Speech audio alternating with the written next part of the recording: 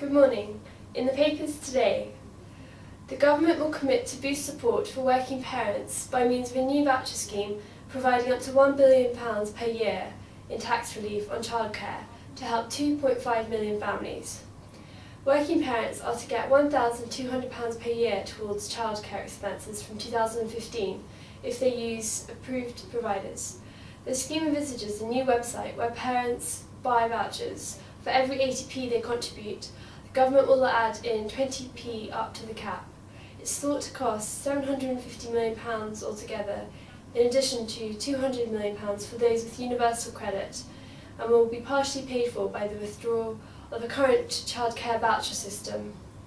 The government is disappointed so many parents stay at home instead of working and is keen for them to step back into the workforce. Shares across the world yesterday sank amid fears that plans to raise savings accounts forced on Cyprus by the EU will trigger a run on banks across Europe and plunge the Eurozone back into crisis. British service personnel with savings or property in Cyprus could face losses despite George Osborne's promise to protect them from a levy on banks there. Greg Clark, Treasury Minister, said the government would only cover reasonable losses incurred by service personnel in Cyprus. State pension payments to some of the thousands of British pensioners in Cyprus have been made late to allow recipients to make arrangements to have this money paid into non-Cypriot accounts.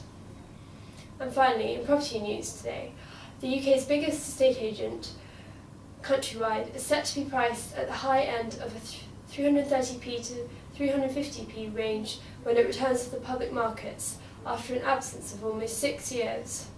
The price range gives the company an overall valuation of between 600 million to 750 million, according to market sources.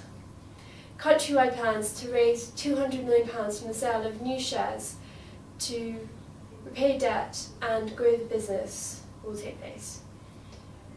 At the peak of the market in 2007, Countrywide was taken private by the buyout specialist Apollo for £1.1 billion and now sells 1 in 11 of all homes in the UK.